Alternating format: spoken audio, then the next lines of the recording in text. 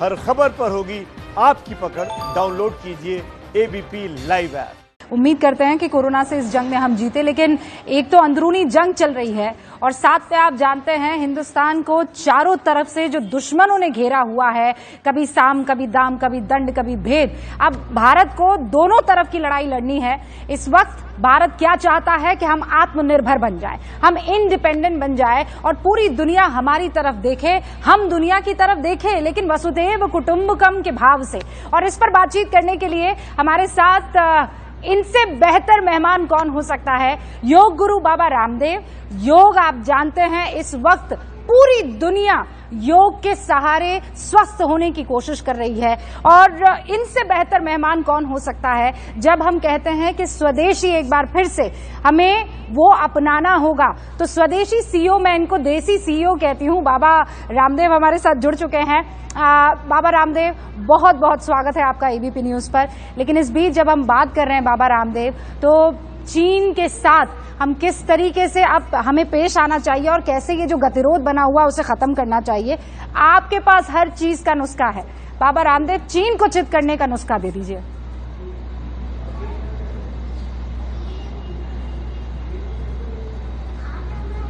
उपचार सबसे पहला तो है बहिष्कार। तो ये आप ब्रेकिंग न्यूज भी चला दो, ये हैशटैग भी चला दो, चीन का उपचार, चीनी सामानों का बहिष्कार। एक तो यही इलाज है। दूसरा यह है कि चीन एक गंभीर देश की तरह बर्ताव नहीं कर रहा है, बचकानी हरकतें कर रहा है। पहले तो एक पाकिस्तान से ही हम निपटते रहते थे, अब जो है वैसे तो बैकडोर से तो पाकिस्तान को सपोर्ट करता ही है चीन, ये तो जग जाहिर है, कोई छुपी हुई बात नहीं है। लेकिन अब जिस तरह से वो लद्दाख से लेकर के और अरुणाचल तक अलग अलग समय जो बिहेवियर करता है, तो उसको मुंह तोड़ जवाब देने की जरूरत है।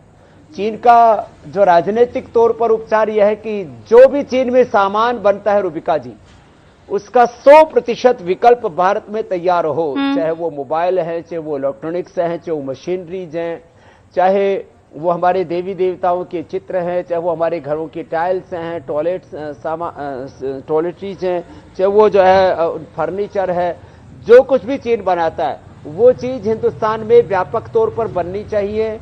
और उसके लिए गवर्नमेंट को सपोर्ट करना चाहिए कि इंफ्रास्ट्रक्चर से लेकर के, टैक्सेशन से लेकर के एक 5-10 साल की एक पूरी कार्य योजना बनानी चाहिए और चाइना की तरह बड़ा वॉल्यूम भी बना सके, इसलिए वॉल्यूम कैपेसिटी बिल्डिंग पर भी काम होना चाहिए। और उसके लिए एक संगठनात्मक कुछ ढांचा, राजनीतिक तौर पर, नीतिगत तौर पर कुछ हमें तय करना चाहिए कि पूरी दुनिया का भारत को मैन्युफैक्चरिंग हब हम कैसे बना सकते हैं। तो एक साथ जब हम कई दिशाओं से काम करेंगे तब जा करके ये चीन काबू में आएगा। और चीन से जो भी हम इंपोर्ट करते हैं उसके ऊपर इंपोर्ट ड्यूटी तो बढ़ा ही देनी चाहिए। इस पर तो बिना देरी किए सरकार को निर्णय लेना चाहिए। रूबिका जी, सरकार को एक कड़ा फैसला लेना होगा, क्योंकि बार बार ये कहा जा रहा है और सूत्र हमें ये बताते हैं कि सरकार जो है वो WTO जैसी एक संस्था है, उसे भी देखना होता है। भाई पूरे जग में हम किस तरीके से एक नया वर्ल्ड ऑर्डर क्रिएट करें, उसमें हमें इस तरीके से पेश आना होगा कि वसुधैव कुटुंबकम जो है वो सच में हमारा वो सूत्र है। लेकिन बाबा रामदेव, वो कड़े कदम चीन के साथ किए कैसे जाएंगे? वो इच्छा शक्ति हम में है?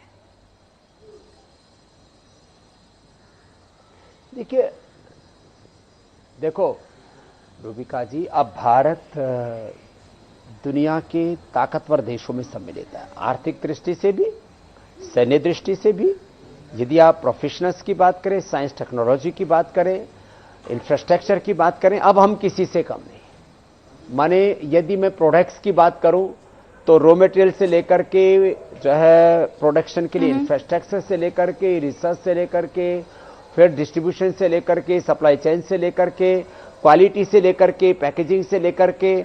और आज भी देश ने, अब तो पूरी दुनिया में जितने भी बड़े बड़े ब्रांड हैं उनके सीईओ भारतीय लोग हैं। तो भारत में प्रतिभा की कमी नहीं है, संसाधनों की कमी नहीं है। बस एक प्रबल संकल्प के साथ सभी दिशाओं से, मैंने कहा राजनीतिक तौर पर तो यह होना चाहिए जो अभी मैंने कुछ सुझाव रखे आपके सामने, सार्वजनिक तौर पर पूरे मीडिया से लेकर के माने खबर पालिका से लेकर के न्यायपालिका से लेकर के विधायिका कार्यपालिका में देश में छोटे बड़े अलग अलग क्षेत्रों में जो भी लोग हैं, सबके भीतर एक सामूहिक संकल्प शक्ति कि हमें स्वदेशी को इतना गौरव देना है कि मात्र चीन की बात नहीं। मैंने पिछले बार भी आपके साथ रूबिका जी कहा था, ईस्ट इंडिया कंपनी से लेकर के आज एफएमसीजी सेक्टर में, ऑटोमोबाइल में, मोबाइल में, इलेक्ट्रॉनिक्स में, एग्रीकल्चर में, इंडस्ट्री के डिफरेंट कंपोनेंट्स हैं, उन सब के अंदर सभी सेक्टर्स में अभी तक ईस्ट इंडिया कंपनी से लेकर के अब तक जो विदेशी कंपनियां काम कर रही हैं, उन्होंने 1000 लाख करोड़ रुपए से ज्यादा की लूट की है।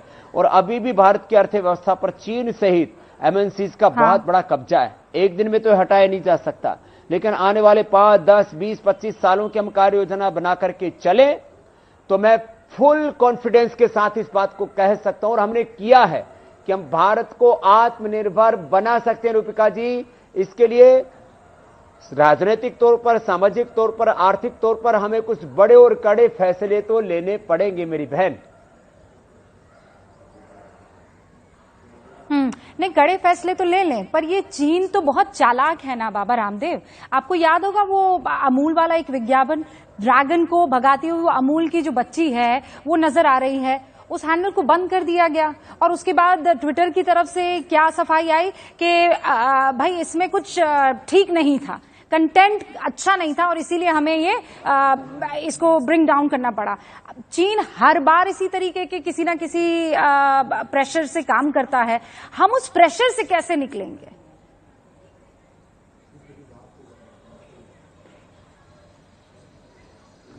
देखो, जहां तक राजनीतिक प्रेशर की बात है, पॉलिटिकल प्रेशर की बात है, इस समय भारत के प्रधानमंत्री किसी के सामने झुकने वाले नहीं है। और राजनीतिक तौर पर, कूटनैतिक तौर पर, वैश्विक तौर पर इस समय चीन के खिलाफ एक वातावरण बना हुआ है। तो इस समय तो मच्छू के चौहान वाली बात है कि ये एक ऐसा अवसर आया है, एक चीन ने दुनिया के साथ जो गद्दारी की है, एक पूरी दुनिया को खतरे में डालने वाला एक बहसीपने का, एक अमानवीय कृत्य जो चाइना ने किया है, उससे पूरी दुनिया में चीन के लिए एक घृणा और नफरत का भाव है। मैं चीनी नागरिकों की बात फिर भी वापस नहीं कर रहा हूं। चीन का जो राजनीतिक नेतृत्व है वो बहुत क्रूर, बहुत हिंसक, बहुत जाहिल है। इसलिए चीन के साथ हमें एक अलग दृष्टि से बर्ताव करना पड़ेगा। और हमारी इस समय जो सरकार है वो पूरी तरह से अपनी इस लड़ाई को लड़ने में सक्षम है, उसको कोई नहीं झुका सकता। हां, देश के अंदर सामूहिक इच्छा शक्ति पैदा होनी चाहिए, यह दूसरी बात है। जहां तक चीन का जो हमारी अर्थव्यवस्था में दखल है वो बहुत गहरा है, उसको हटाने के लिए और उसका विकल्प देने के लिए और उसकी पूर्ति के लिए, एक तो जो प्रोडक्शन है उसका तो विकल्प हम तैयार कर ही लेंगे, लेकिन आज हम करीब 5 लाख रुपए से ज्यादा का तो उससे इंपोर्ट ही करते हैं।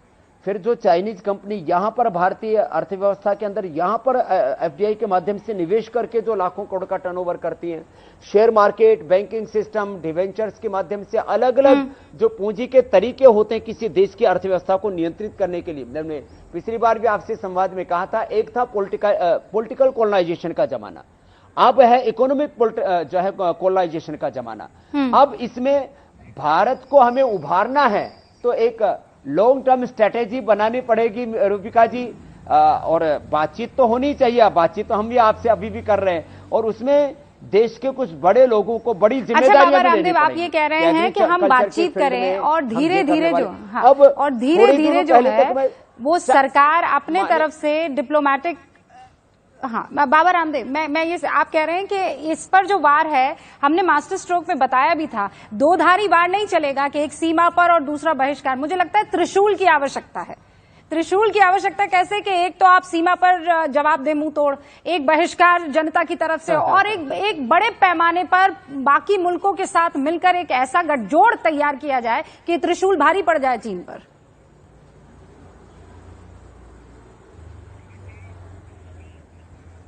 ठीक बात कह रहे हैं आप, सभी दिशाओं से हमें चलना पड़ेगा और एक लगातार प्रबल इच्छा शक्ति के साथ जोखिम भी उठाने पड़ेंगे इसके लिए। देखो कोई भी बड़ा काम, चाहे वो आर्थिक दृष्टि से हो, राजनीतिक दृष्टि से हो या वैश्विक दृष्टि से हो, बिना जोखिम के कोई काम नहीं होता है। तो इसमें कुछ बड़े जोखिम भी होंगे। सीमाओं पर चीन से निपटने से लेकर के, बहिष्कार से लेकर के, हम कूटनैतिक तौर पर, राजनीतिक तौर पर, वैश्विक तौर पर चीन के खिलाफ एक, मैं इस शब्द को प्रयोग नहीं कर रहा हूं, लेकिन आज प्रयोग कर रहा हूं, मैं हेट का प्रयोग कर रहा हूं, मैं घृणा, नफरत जो चीन ने किया है। अब पूरी दुनिया चीन को एक शैतान के रूप में देख रही है, चीन को एक गैर जिम्मेदार देश के रूप में देख रही है। चीन ने जिस तरह से पूरी दुनिया के करोड़ों लोगों को संकट में डाला है, एक ये मैन मेड है, ये 100%, ये कोई चमगादड़ों से आया हुआ वायरस नहीं है। वो चमगादड़ तो अभी भी उसके साथ उड़ रहे हैं और खूब पेड़ों के ऊपर उल्टे लटक रहे हैं। अब चीन को उल्टा लटकाने की बारी है कि चमगादड़ों का बहाना लेकर के चीन ने जो पाप किया है पूरी दुनिया के अंदर कोरोना फैलाने का, तो इस अवसर का फायदा उठा करके भारत के बारे में वहां टिप्पणियां होती हैं, अखबारों में निकाला जाता है, वहां के मेन स्ट्रीम मीडिया में, जो सरकारी मीडिया है, कि भारत के लोग बकवास करते हैं, बकबक करते हैं, सही कह रहे हैं, किसी काम को परिणाम तक नहीं पहुंचाते। तो इस बार अरे कल ही धमकाया है बाबा रामदेव, कहा है कि भारत G7 में अगर अमेरिका के साथ खड़ा हुआ बाबा रामदेव, तो वो आग से खेलने का काम करेगा। ठीक है बाबा रामदेव, आप सही कह रहे हैं और इसमें हम सबको योगदान देना होगा। जैसे मैं अक्सर ये सोचती हूँ कि खिलौने लेने जाने हैं मार्केट में, जैसे ही कोई खिलौना देखती हूँ तो मेड इन चाइना होता है। अब उसका मुझे किसी तरह का कोई ऑप्शन निकालना होगा, जल्दी निकालना होगा और हम सबको इसमें कुछ ना कुछ योगदान देना होगा। लेकिन ये सब तब हो पाएगा ना, ये कंपनियां तब बन पाएंगी, ये मैन्युफैक्चरिंग प्रोडक्शन तब हो पाएगा बाबा रामदेव, जब हम कोरोना को खत्म कर देंगे, जब हम फ्रीली काम कर पाएंगे। और इसमें भी आपका योगदान जरूरी है। कैसे? कोई ऐसा स्ट्रांग नुस्खा दीजिए ना कि हम जब काम कर रहे हैं या जो लोग बाहर निकल रहे हैं उनको परेशान होने की जरूरत ना पड़े, उनको पता हो कि मेरे शरीर की इम्यूनिटी इतनी स्ट्रांग है कि मैं आराम से काम कर सकता हूं। लेकिन वो नुस्खा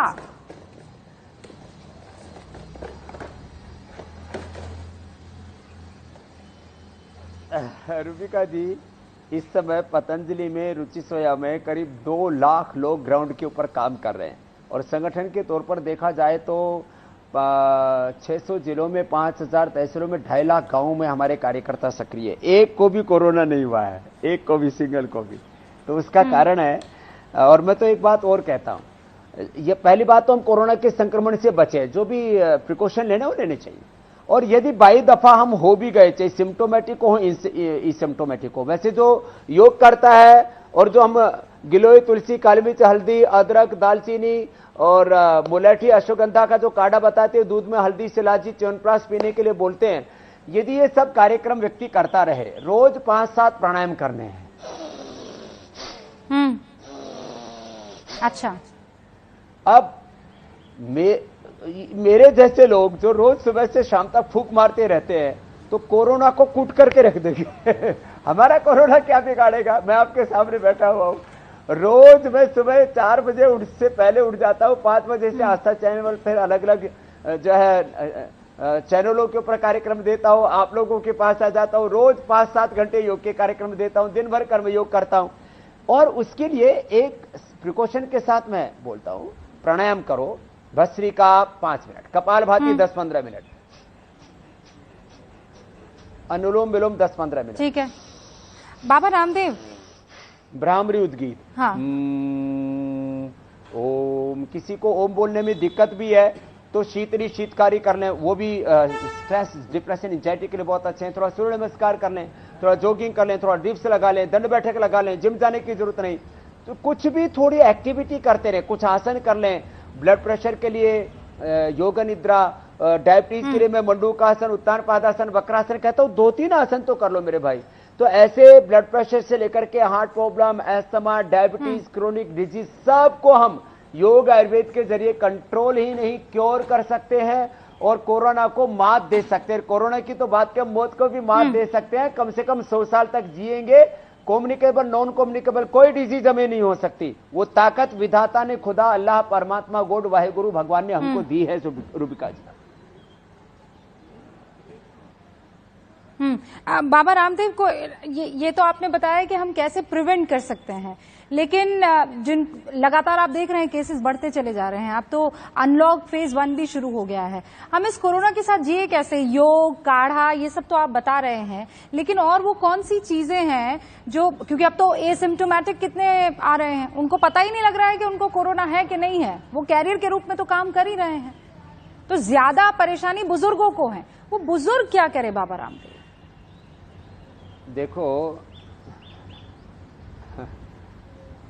देखो रूबिका जी, ये सच है कि एसिम्प्टोमेटिक बहुत हैं केस, और सीधी सी बात है, मैं आपको 3 वाक्य बोल रहा हूं। 100% रिकवरी रेट है प्राणायाम का। हजारों लोगों पर ये टेस्टेड फार्मूला अब क्लिनिकली भी प्रूव हो गया है। थोड़े दिनों में हम इसकी रिपोर्ट भी आपके सामने रख देंगे क्लिनिकली। मान लीजिए 500 लोगों को, 1000 लोगों को हमने कहा कि प्राणायाम करो और ये आयुर्वेद की औषधियों का, जड़ी बूटियों का काढ़ा पियो, दूध में हल्दी, इलायची, च्यवनप्राश आदि, और ये गिलोय, तुलसी आदि जो हमें बताया। स्वासारी, गिलोय, अश्वगंधा और तुलसी, ये 4 ही चीजें हमने दी लोगों को। 100% रिकवरी रेट, 0% डेथ रेट। एक चीज तो ये ट्रीटमेंट हुआ, रिकवरी रेट 100%। अब मैं उसको यदि मेडिकली बोलूं थोड़ा उसको, तो 99 बोल सकता हूं। 99% रिकवरी रेट, 99.99% हम जो है वो डेथ रेट को कंट्रोल कर सकते हैं। इतनी बड़ी बात है। ये खाली कोरोना का प्रिवेंशन नहीं है, ये उसकी दवाई मैं बता रहा हूं, उसका ट्रीटमेंट है ये। अगली बात, योग से इम्यूनिटी तो बढ़ती है। जो बड़े बुजुर्ग हैं कुर्सी पर ही बैठ करके सारे अभ्यास जो मैं बताता हूं, भस्त्रिका, कपालभाति, अनुलोम विलोम, भ्रामरी, उद्गीत, शीतली, शीतकारी, कितनी भयंकर गर्मी भी है तो उससे भी बचाव हो जाता है, और ब्लड प्रेशर भी कंट्रोल हो जाता है, गुस्सा भी नहीं आता है, एंजाइटी, डिप्रेशन भी नहीं होता है। शीतली, शीतकारी, थोड़े सूक्ष्म व्यायाम हाथों के, पैरों के, कुर्सी पर ही बैठ करके। अब पैर सामने खोल लिए मैंने, और पैर सामने खोल करके अब देखो, मैं कुर्सी पर करीब जो है 50 प्रकार का योग कर सकता हूं।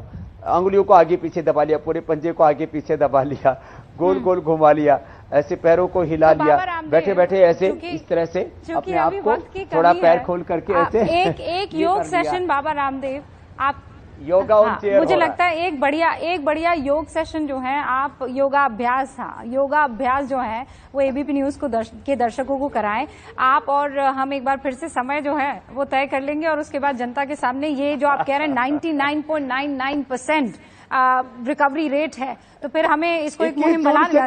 बहुत बहुत शुक्रिया बाबा रामदेव, बहुत बहुत शुक्रिया। मुझे आपके लिए देना है समय। हाँ बहुत तो इंशाल्लाह फिर मुलाकात होती है बाबा रामदेव। बहुत बहुत शुक्रिया एबीपी न्यूज से बातचीत करने के लिए। सच्ची इंसान है।